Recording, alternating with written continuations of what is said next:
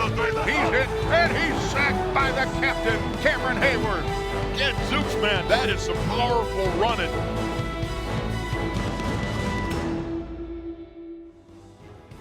Welcome to the matchup presented by Unibet alongside Dale Lolley and Matt Williamson of The Drive on SNR. I'm Rob King. We're going to be spending all season long getting you ready for the key matchups between the Steelers and their upcoming opponent. Of course, their opponent in Week 1, the San Francisco 49ers, one of the top teams in the league at Acrisure Stadium Sunday at 1 o'clock.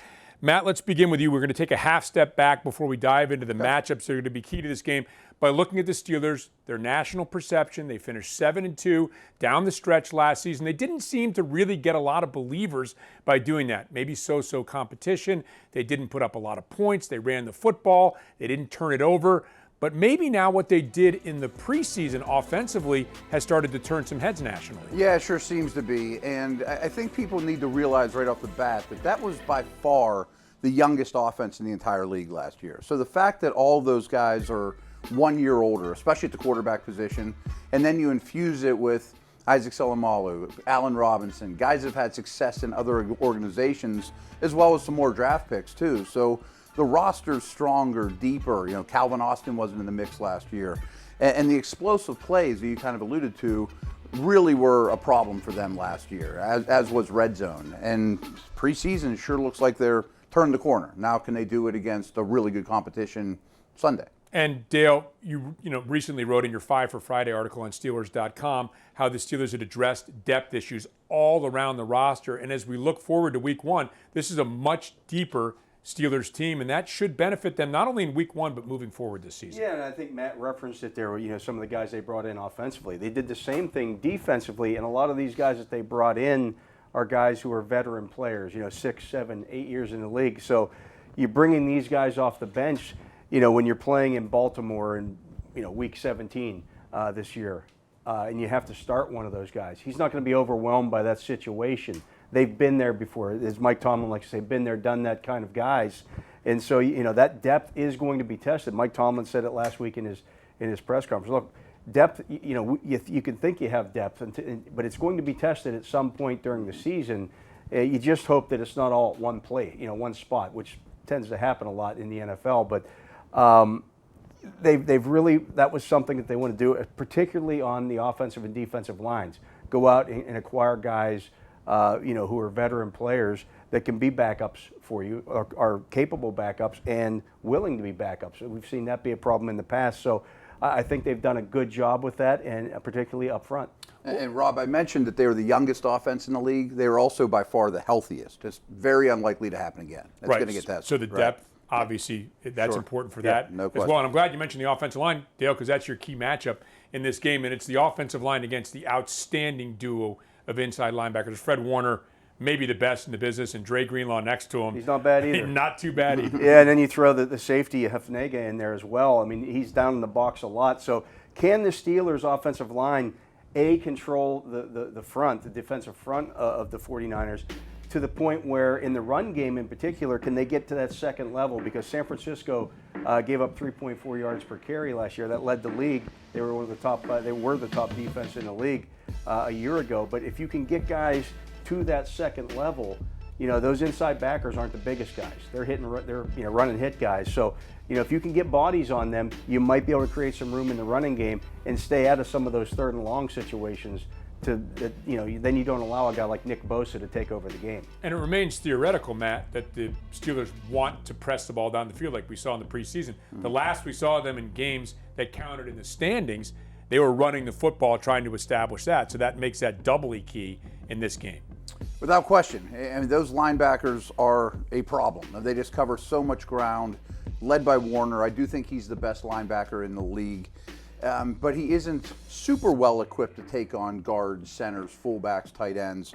But I do think there's a fine line here of attacking down the field and also trying to establish a presence in the middle of the field. I mean, the Steelers didn't throw the ball particularly well between the numbers last year. Looks like they're turning the corner on that.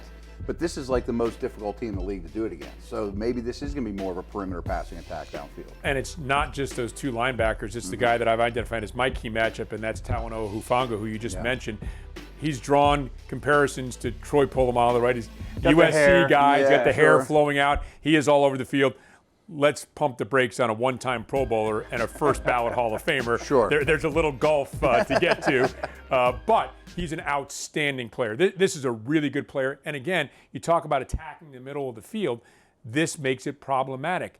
Freiermuth trying to get open over the middle of the field, running the football. He was their third leading tackler.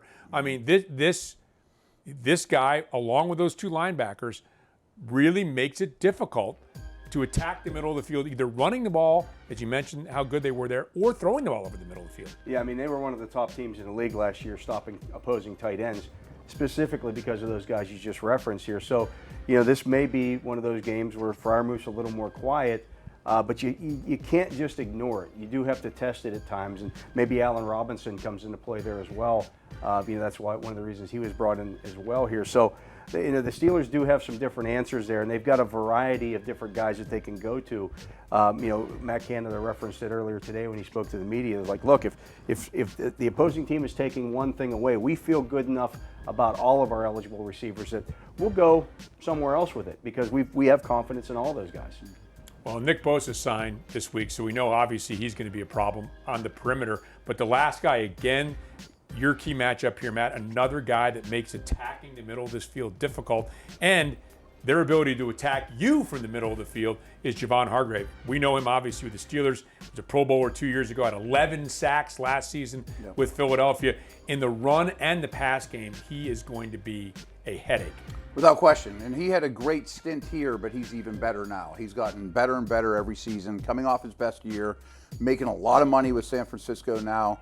And one thing Dale referenced was, if you get guards and centers on Warner and company on the second level, maybe you can have a little success there. They don't have discernible weaknesses, but a big presence in the middle makes that a little more difficult in the run game.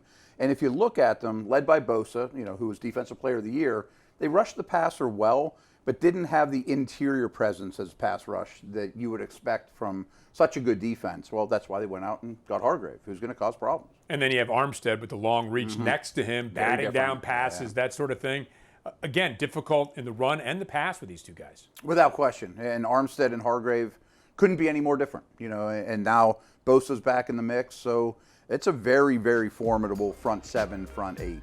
Yeah, they don't become the number one defense in the league by accident. It's a good team. They did lose a little bit of depth. We talked about the Steelers' depth. They did.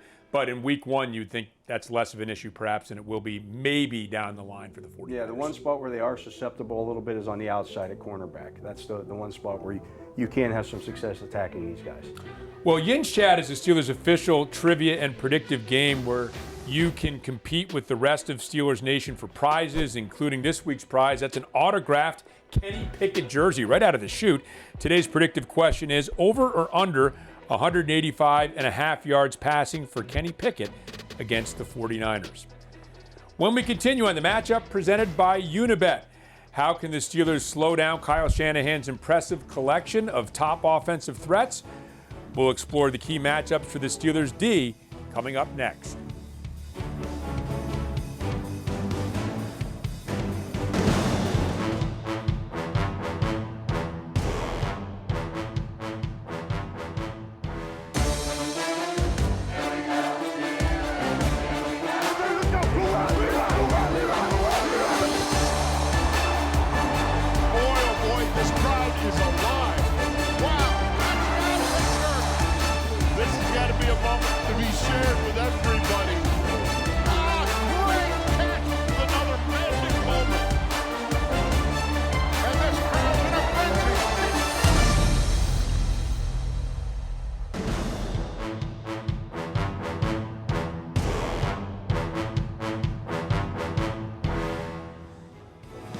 Welcome back to the matchup, presented by Unibet, coming to you across all the Steelers media platforms. Alongside Dale Lolley and Matt Williamson, I'm Rob King. Thanks very much for being with us. We're going to move to the Steelers defense against the 49ers offense in a moment. But let's begin again. Take a half step back. We don't have a week one to look back at. We have a preseason to look back at. And the Steelers additions, particularly in the back end, in the offseason, in the secondary, and also at the linebacker position, Dale. seem to really have bolstered this defense. Yeah, I mean, you're looking at a completely revamped inside linebacker position led by Cole Holcomb. They added Quan Alexander, Landon Roberts there as well. And the expectation is that these guys are going to make more splash plays. The Steelers didn't get that from those inside backers a year ago. I think it was 1 sack and no forced fumbles, no interceptions. So you expect these guys to be better than that for sure. And then you look at that back end. You had Patrick Peterson. You had Keanu Neal and some guys like that on the back end. They just signed Desmond King earlier this week. So really, trying to bolster that depth. And if you look at these guys, they have an ability now to mix and match to what the opponent does best. They have a variety of skill position guys there, or a variety of different skills from those guys that give you the opportunity to maybe force the other team's hand a little bit. Matt, I think the other additions that are hard not to get excited about, and again, it's the preseason, right? Mm-hmm. We can't put too much stock in that. But you go out and you spend a second-round pick on Benton along the defensive line. He looks like a guy, you talk about splash plays, maybe he gets something there.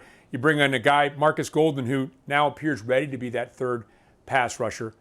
But is he, or is it going to be Herbig, who suddenly looks like you might have had a steal there in the draft? So, again, bolstered here. The ability to maybe withstand some injuries better and hopefully make some more big plays as well. It sure looks that way. I mean, I think Benton has potentially star potential. I mean, he might end up being one of the steals of this draft. He can play nose. He can come in on nickel. I think we're there just scratching the surface of what he can be.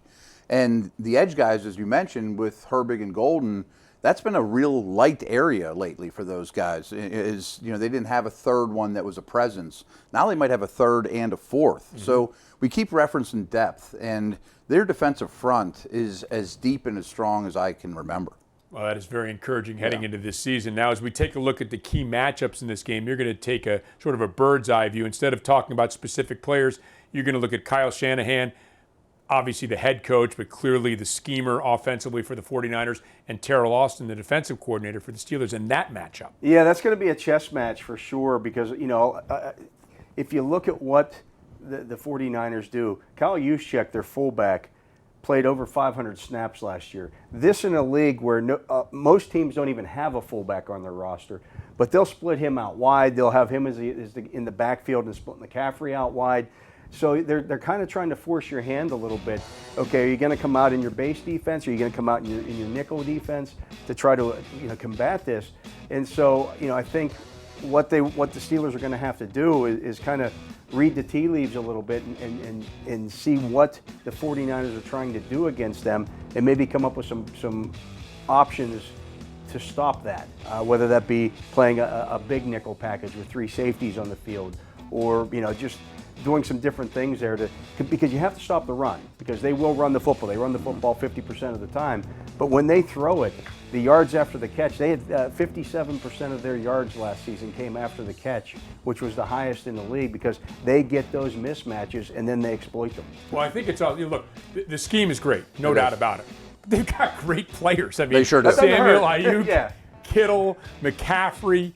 If you're drafting in fantasy football, these guys are all flying off your board early. I mean, this is one of the best skill groups of guys when you talk about a running back, a tight end, and receivers in the league. So, yes, the scheme is great, but the players carrying out the scheme are great. Without question. I think it's the best group of skill guys in the league, to be honest with you, especially those 4, Kittle, Ayuk, Samuel, and McCaffrey. And it was a really good group, but when they traded for McCaffrey in season, that just rocket fuel, because he is maybe the best weapon in the entire league. I mean, he would be one of the best slot receivers in the league, let alone all the things he does from the running back position.